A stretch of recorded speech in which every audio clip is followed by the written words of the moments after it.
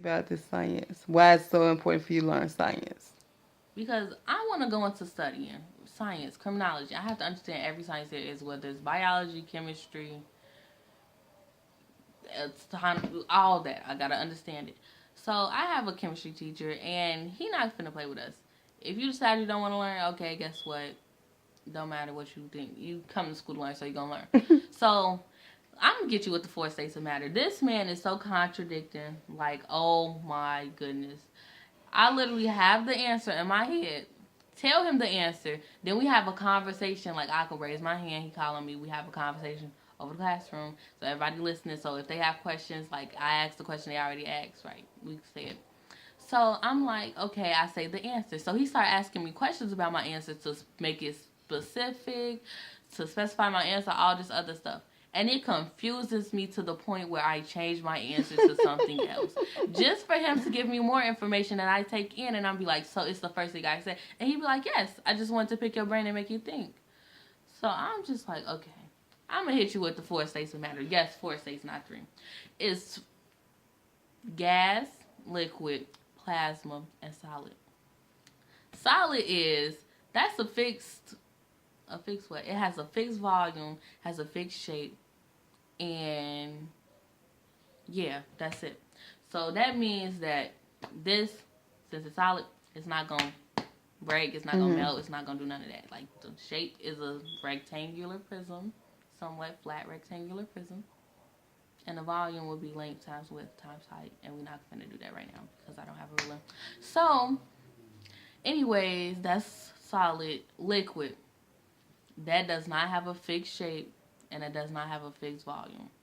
Or it does have a fixed volume, but that's only if it's like in a container. So, the particles, what they do, they slip past each other. Because water, that's a liquid, it slips past each other. Okay. We get to gas, right? That does not have a fixed volume nor a fixed shape. But then he hit me, what if we in a room? So air is the gas. So then it's still, then if we're in a room, it's gonna have a fixed volume and it's gonna have a fixed shape. It's gonna be the volume of whatever the room is, and it's gonna be the shape of whatever the room is. So then he started asking questions. But what if someone opens the door? So then the volume and the shape gonna change. Like, what are you talking about? Then he like, so blah blah blah. So then I'm like, never mind. The volume and it's not gonna change. It's just gonna expand. So then he gets back. This is an actual conversation we had. So it gets back to the point where I'm like, you know what?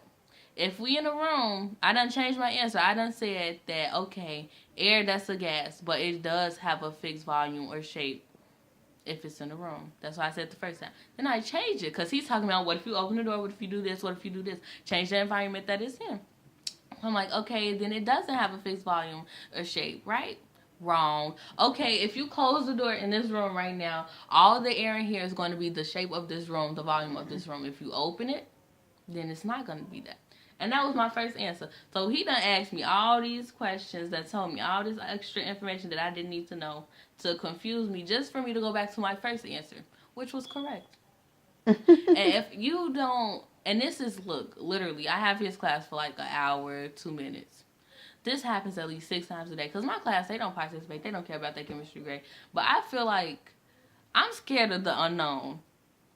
And my grade is unknown in that class because it's not in power school. He has not put in no grades yet. So I don't know if I have an A or an F. I don't know if I'm doing well or bad. And that scares me because I don't know if I need to work on something. I don't know if I'm striving too hard. Like, I'm going to, well, you can never strive too far. I don't know if I'm working myself, overworking for no reason. I don't know what's going on. All I know is that everybody else got their grades in, and my GPA is great. But he the only one without got, like, school been, this the fourth week of school. Why is there not a grade in for chemistry?